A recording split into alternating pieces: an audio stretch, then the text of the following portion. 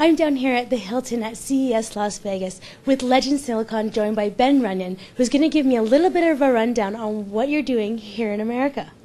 So essentially what we're here is we're putting the solutions together for any device from a smartphone all the way up through large screen TVs and every device in between. So what we're announcing here at the show is 2 new SIP devices that essentially integrate the tuner, the DMOD, and the memory all into one chip so that you can now have a very small form factor device to go into small form applications like smartphone TVs or smartphone phones. Now, you had mentioned before that you developed for China. Can you explain a little bit more about that? Yes, so China, for the Beijing Olympics, in order to win the bid for the Olympics back in the year 2000, one of the things they promised was that they would do the Olympics in 100% digital TV. So that was back in the 2000-2001 timeframe. And at that time frame, we, as Legend Silicon, started working on developing the digital TV technology, which is GB20600. And that came to fruition in August 2006, where the standard was ratified, and then about a year later is when it became a formal mandatory standard, and everybody had to start deploying it. And what we're showing here is all the various applications you can do. So the beauty of the standard was that it wasn't just for fixed TV, it was also for mobile TV. So you can do HD TV on your very large screen, and you can receive it all the way down to the smallest smartphone as well. Now, can you enlighten us about what are some of the competing standards to this?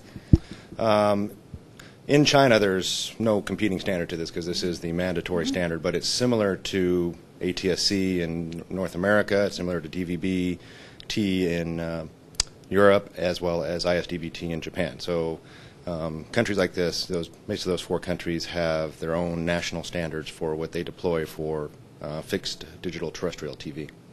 Fantastic. Now, Legend Silicon also deals in wireless products. Well, wireless devices, anyways. Well, essentially, this is a wireless device. it's a unit, one-direction wireless device. There's a transmitter on one side, and then we're developing the receivers today. The core technology we've developed, the TDS OFDM technology, is applicable to broader areas, and you can go into both, transceiver technology, so receiving and transmitting wireless at the same time. So these are all areas of future development for us, but today it's a unidirectional transmission and receiving technology. Excellent. Can you talk a little bit about this? I've never seen that before, a TV photo frame. Yeah. So as you've probably seen the photo frame TVs or photo frame at many consumer stores. What we've done here is you take the photo frame TV or photo frame and you now add TV capability to it. So yes, you can still have a picture of Fluffy on there, right? But then when you want to, I want to watch some TV, you kick over to TV and watch it, and when you're done, kick back and you've got Fluffy back on your picture frame. Awesome, awesome. And does that connect wirelessly, or? Yeah, same way. It's receiving it off the terrestrial towers that are around the city. Wow. Yeah. Now, what do we have going on this table? So on this table, on the left-hand side here, you have some portable media players. So it's just a device that's designed to receive the digital TV.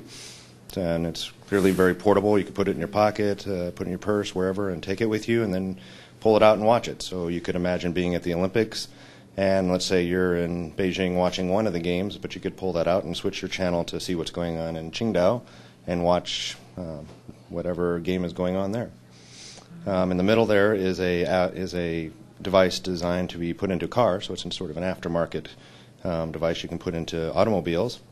And then the one right next to it is the Skyworth portable TV, so you can take that with you and same thing and receive digital TV.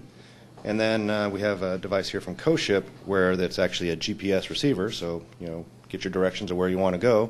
When you're done and you aren't waiting for the next location, you can kick on TV. So you could imagine a taxi driver put in the location, drives to the next location, and then after that he's sitting there saying, well, I got some time to kill till my next fare.